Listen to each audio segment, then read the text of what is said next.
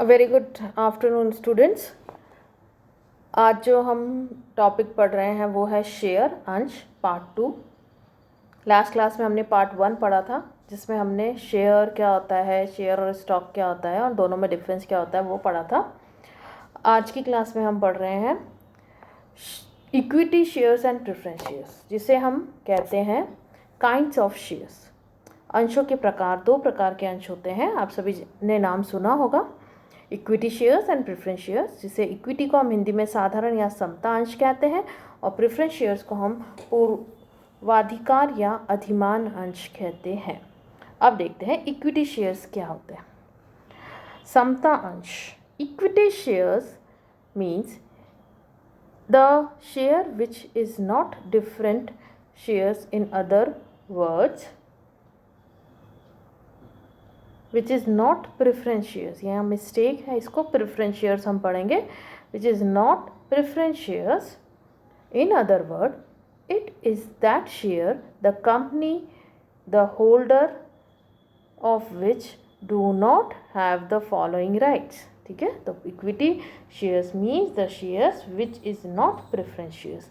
तो वो शेयर जो कि पूर्वाधिकार अंश नहीं होते हैं उन्हें हम इक्विटी शेयर्स या समता अंश कहते हैं।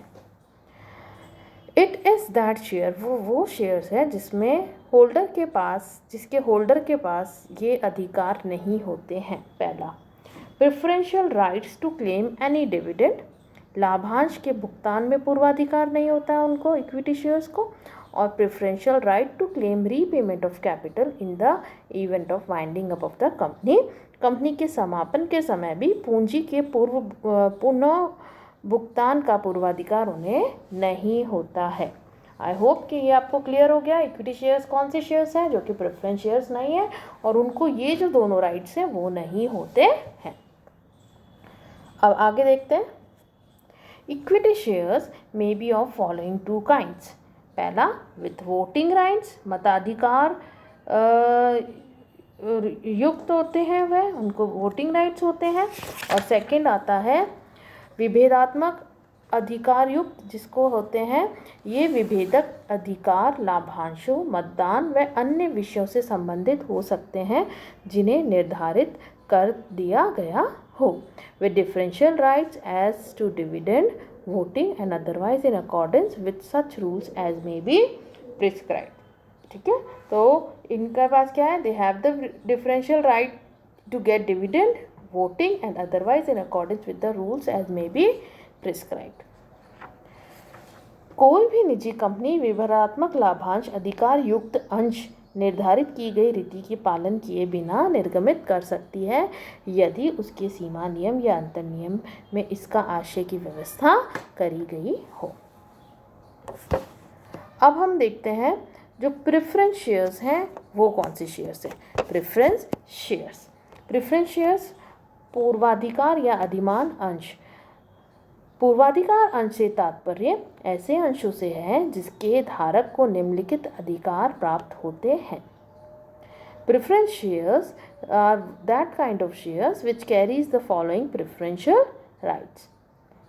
पहला, in respect of dividend, company के जीवन काल में उन्हें लाभांश प्राप्त का अधिकार होता है। और second, in respect of repayment of capital, company के समापन की दशा में पूंजी की वापसी का उन्हें पूर्वाधिकार। सेक्शन 43, धारा 43 के अंदर इसको क्लियर करा गया है, ये अधिकार उनको होते हैं।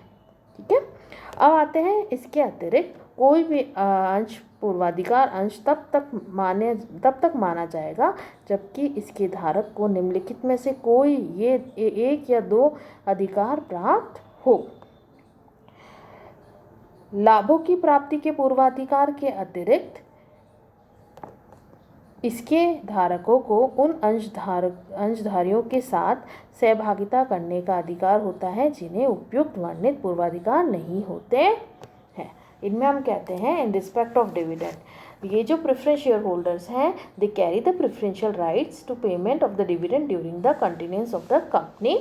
जो और उसके साथ साथ हम ये कहते हैं कि जब हम बात कर रहे हैं डिविडेंड प्राप्त करने की, तो हम पहला जो पॉइंट है, हम पहला वाला पॉइंट की डिस्कस कर रहे हैं। In respect of dividend they may carry the preferential rights to repayment of the dividend during the continuance of the company, and the dividend may consist of fixed amount or the amount calculated at the fixed rate. The dividend may either be free or subject to income tax, and this dividend is payable before anything is paid to the equity shareholder. अब हम बात करते हैं in respect of repayment of capital. जब हम repayment की बात कर रहे हैं तो ये चीज़ आप ध्यान से देखिए। They carries the preferential right of repayment of the capital paid up in the event of winding up, and it means that the amount of capital of preference share holders is repayable before anything is repaid to the equity shareholders on the winding up of the company.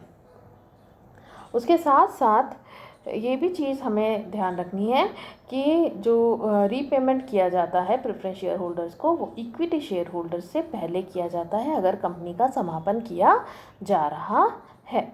अब हम देखते हैं कि preference share holders के पास क्या क्या rights हैं।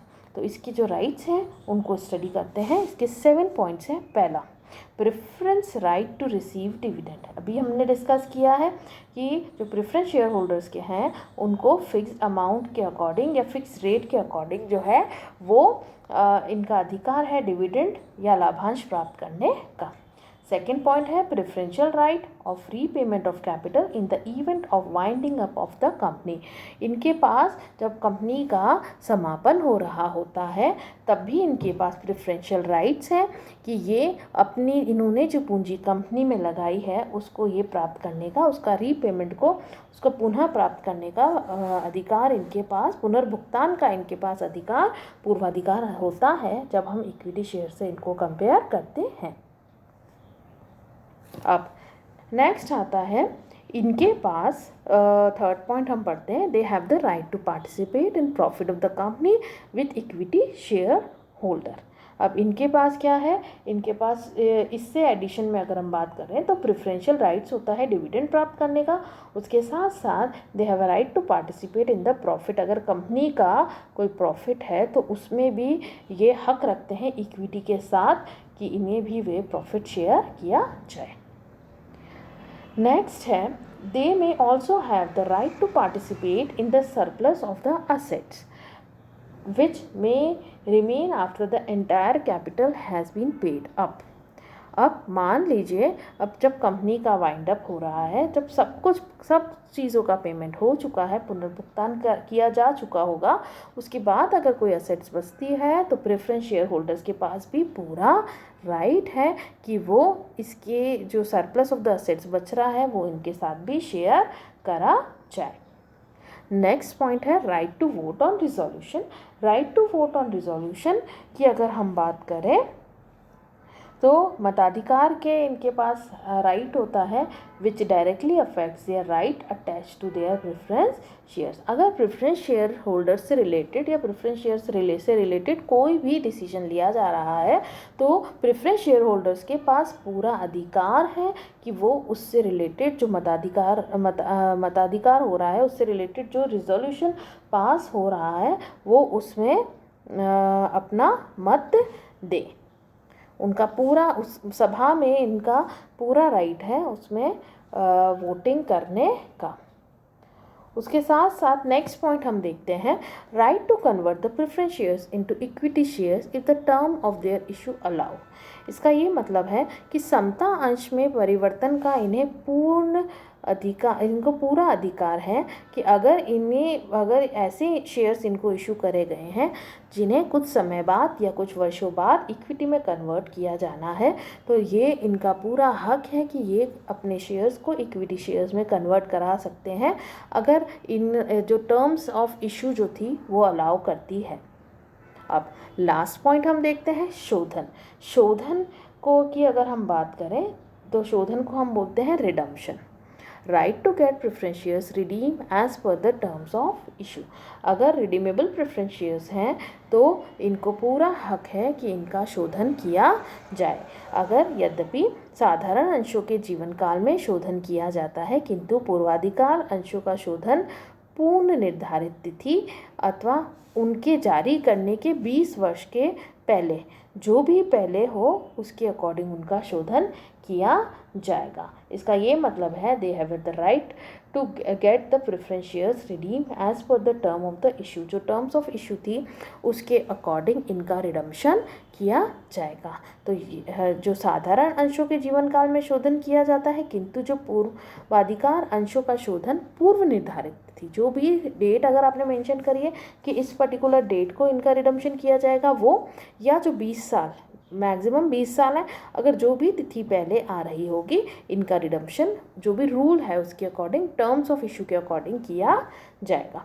अब आज की क्लास मेरे ख्याल से आपको ये जो इक्विटी शेयर और प्रेफरेंस शेयर्स हैं इसके बारे में क्लियर हो गया होगा। नेक्स्ट क्लास में हम काइंड्स ऑफ प्रेफरेंस शेयर्स पढ़ेंगे। उसके साथ साथ आपको इस क्लास में 2 असाइनमेंट, आपका 2 क्वेश्चंस बनते हैं, what is preference shares and equity shares. तो आपको ये पता होना चाहिए, एग्जाम में आपको पूछा जा सकता है कि आप बताइए क्या प्रेफरेंस शेयर्स के क्या राइट्स होते हैं, या फिर आप ये बताइए प्रेफरेंस शेयर्स किसे कहते हैं और इक्विटी शेयर्स और प्रेफरेंस शेयर्स में क्या डिफरेंस होता है। तो ये आपको इसके ऊपर असाइनमेंट करना है। अगर आपको इससे रिलेटेड कोई भी क्वेश्चन है आपका तो आप मुझसे व्हाट्सएप पे पूछ सकते हैं। Thank you so much.